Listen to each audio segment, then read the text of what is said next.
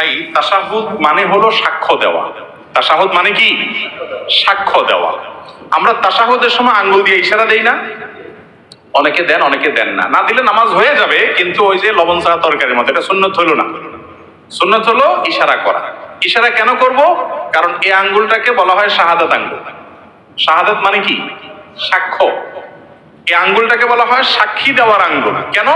কারণ সাধারণত আদালতে, বিচারে, কোনো কিছুতে সাক্ষী দিতে হলে আঙ্গুলটা বলা হয় অমুক এটা করেছে, অমুক এটা করেছে, এটা দেখায়া যে কোনো কিছুকে ফিক্স করা হয়। এই জন্য এটাকে সাক্ষী দেওয়ার আঙ্গুল বলা হয়।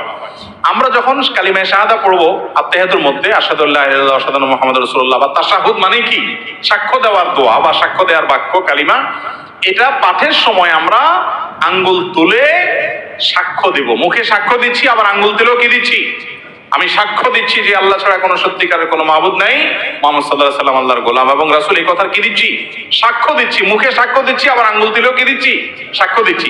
এজন্য তাশাহুদের সময় আঙ্গুল তোলাটা কি? সুন্নাত। তাশাহুদ পাঠের সময় আঙ্গুল তোলা কি রে ভাই? সুন্নাত।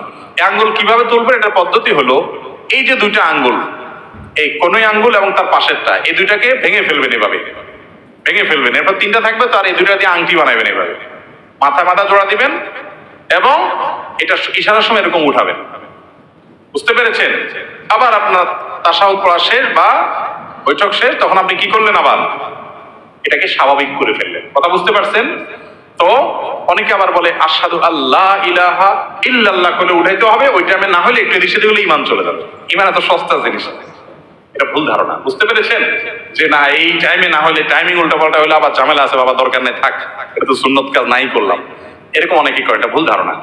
বরং এই তাশাহুদের সময় আপনি আঙ্গুল উঠে ইশারা করবেন। অনেক ভাই আঙ্গুল নাড়াচাড়া করে না। অনেক ওলামা একরাম নাড়াচাড়া করার কথা বলেন, কারণ একটা হাদিসে আছে যে এই আঙ্গুল নাড়ানোটা শয়তানের উপরে লোহার আঘাতের চাইতে কঠিন হয়। এই জন্য ভালো করে নাড়ায় শয়তানরা আঘাত করে নেয়। বুঝতে পারছেন? কিন্তু এক্ষেত্রে দুইটা মত, যদি অনেক ওলামা একরাম বলেছেন যে নাড়াইতে থাকা এবং এটা শয়তানের জন্য বেশি কঠিন হয় লোহার আঘাতের চাইতে বা এই জাতীয় আঘাতের চাইতে।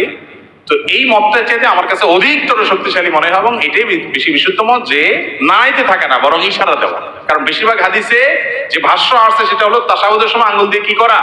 ইশারা দেওয়া। ইশারা কিন্তু নাড়াইলে হয় না। নাড়াইলে ইশারা হয়নি, হয় না। উনি আমল করলেন, কিন্তু হাদিসে বেশিরভাগ কিসের কথা আসছে? ইশারার কথা আসছে, নাড়ানোর কথা আসে নাই। আর তাছাড়া সালাতের মধ্যে যে খুদু অবলম্বন করা, সুকুনের সাথে থাকা, এটার সাথে এটা যায় না। সব মিলিয়ে আঙ্গুল ইশারা করা তাশাহুদের মধ্যে এটা একটা সুন্নত কাজ, একটা ভালো কাজ, যেটা আমাদের বেশিরভাগ মুসল্লি ভাইরা করেনও না।